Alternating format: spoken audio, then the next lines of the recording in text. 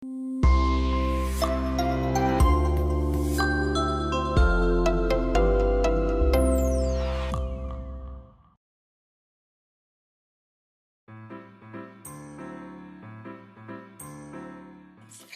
MSCers, saya dengan Dr. Made Ayu Beringise. Saya biasa dikenal dengan Dr. Made.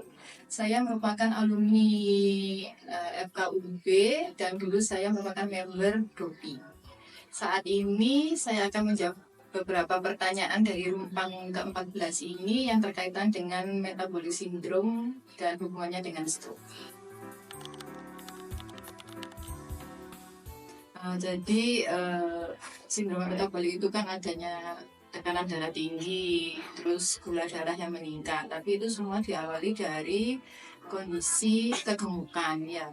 Dan pada usia muda jika didapatkan berat badan yang lebih dari BMI atau indeks BMI-nya itu masuk ke obesitas, memang ada resiko memiliki tekanan darah tinggi, gula darah yang tinggi, di mana itu disebut dengan sindrom metabolik. Nah, sindrom metabolik ini akan menyebabkan kondisi di mana dinding pembuluh darahnya itu akan terganggu atau kita bisa sebut biasanya aterosklerosis.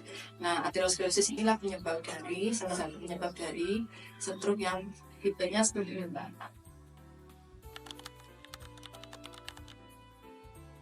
Nah, yang pertama gejalanya itu memang yang paling sering kan kayak lemas setengah badan.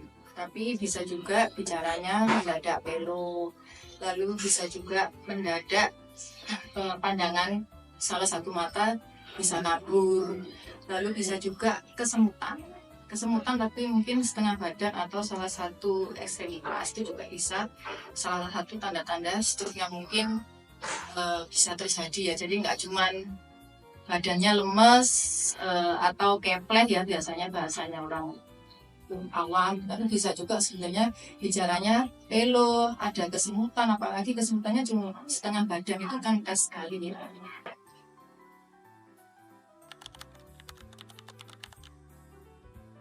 Sebenarnya faktor-faktornya yang jelas kan memang kalau sindrom metabolik jelas pasti berat badannya melebihi indeks normal ya BMI-nya. Jadi kegemukan. Yang kedua artinya kegemukan ini menyebabkan bisa tekanan darahnya tinggi. Jadi faktor risiko stroke-nya itu dari nggak murni langsung dari kegemukannya. Jadi dari kegemukan ini menyebabkan hipertensi, terus gula darah tinggi atau ke arah diabetes. Jadi dua hal ini yang sebenarnya salah satu faktor stroke yang bisa terjadi pada pasien-pasien dengan sindrom metabolik. Dan memang saat ini itu trennya yang kena stroke itu usianya udah semakin muda ya. Kalau dulu kan banyakan stroke itu pas usia tua, tapi seiring berjalannya waktu dengan lifestyle dan juga angka obesitas yang nggak kecil ya, itu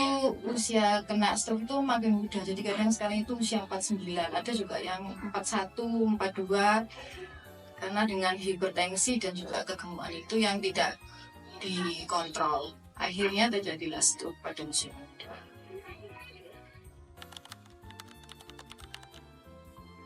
Jadi kan sedentary life itu kan berarti aktivitas fisiknya sangat-sangat kurang ya, jadi lebih banyak goler-goler lah istilahnya kalau istilah anak mudanya ya, jadi banyak goler-goler, kurang aktivitas, kurang gerak, sedangkan makanan ini tetap masuk ke tubuh kita, otomatis kan kalorinya lebih banyak daripada yang kita keluarin ya. Nah, kondisi seperti itu menyebabkan berat badan otomatis akan naik. Naiknya berat badan inilah yang salah satu bisa menyebabkan hipertensi, terus kondisi sindrom metabolik seperti tekanan darah tinggi sama kadar gula darah yang naik atau diabetes. Itu makanya sedentary life ini sebaiknya dihindari, apalagi usia produktif atau usia masih muda. Jadi pada usia muda yang memang sudah dalam kondisi sindrom metabolik ya, hal-hal yang dapat dilakukan untuk mengurangi resiko stroke-nya? Yang pertama yang jelas kontrol berat badan dengan cara olahraga, lalu mengatur makanan yang masuk.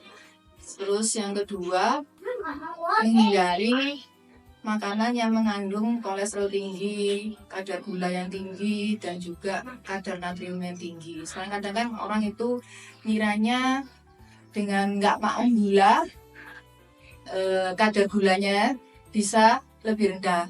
Nggak makan gula tapi ternyata makanannya tepung yang digoreng. Sedangkan tepung sendiri kan karbohidrat ya, itu sendiri mengandung gula. Jadi sebenarnya gula itu nggak cuman dari gula pasir gitu, tapi bisa dari tepung-tepungan itu. Terus stres juga dihindari karena faktor stres itu juga dapat menyebabkan tekanan darah yang tinggi, kadar gulanya juga bisa terangsang lebih tinggi.